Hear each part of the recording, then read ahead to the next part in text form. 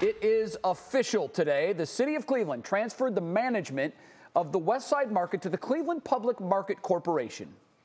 So the city will keep ownership of the market's facilities, and CPMC will manage the market's operation and oversee renovations and upgrades. This is a big moment in the grand old market's history here. But how much do you know about the iconic Cleveland landmark? Our resident historian, Mike Polk Jr., takes a look back. The West Side Market building as we know it began in 1912, but its origins are from way before that. According to Cleveland historians, West Side farmers were gathering at the intersection of Lorain and West 25th to sell produce out of their wagons, perhaps as early as the year 1800. The whole corner served as a bustling farmers market for at least a century before construction even began on what would become the historic West Side Market.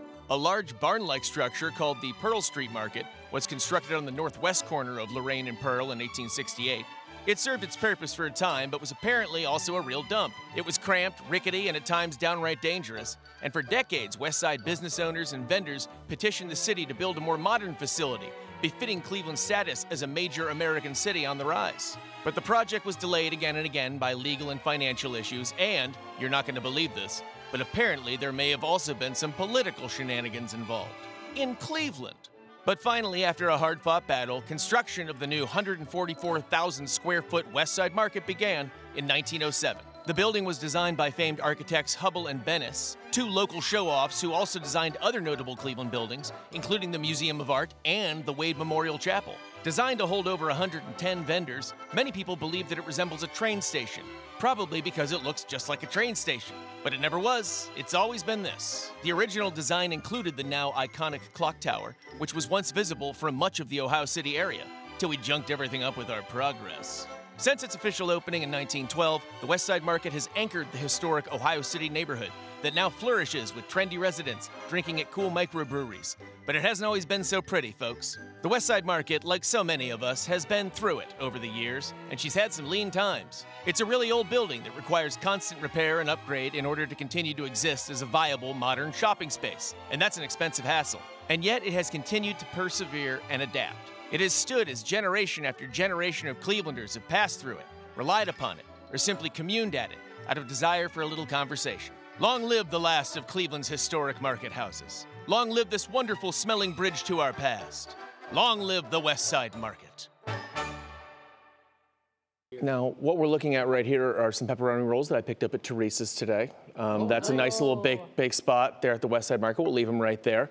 And I've already had one. I've got a whole sack of them. And if you guys take them, great. And if you guys don't, and you just pretend like, I'll eat them because they're amazing. I have to try it just to make sure. I'm so glad that you will. West Side Market. It is such a beautiful space. Mike, it seems like in recent years with the resurgence of Ohio City and the surrounding area that it's become a little more trafficked. Am I right? I feel like it's more secure than it has been because of all the foot traffic, because of all the people living downtown, because everyone living on West 25th. I mean, they were really dependent on people coming in from out of town for a long time to visit the West Side Market. Now they've got people living downtown. And this is how far this place has come. You know, I love researching this stuff because I'm a huge nerd. But one of my favorite pictures that I came across in my research, I think we have it right here. Look, isn't that eerie?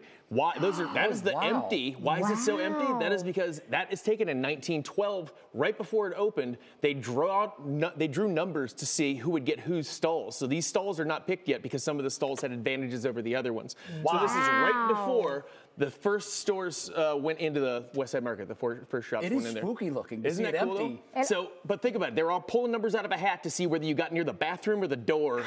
You know what I mean? Right. And your whole business and family's welfare might depend upon that. Oh, no. On what number you pull. Yep. But long live the West Side Market. It's amazing. And one of these is sausage, and one of them is cheddar jack cheese. We're just going to gamble tonight, folks. Yeah. What the heck? It's a gamble, yes. And these two will be happy to take that risk. We'll do it for you, folks. Thanks, Mike. Just no problem, cut a guys. little half and leave it on my desk, would you please?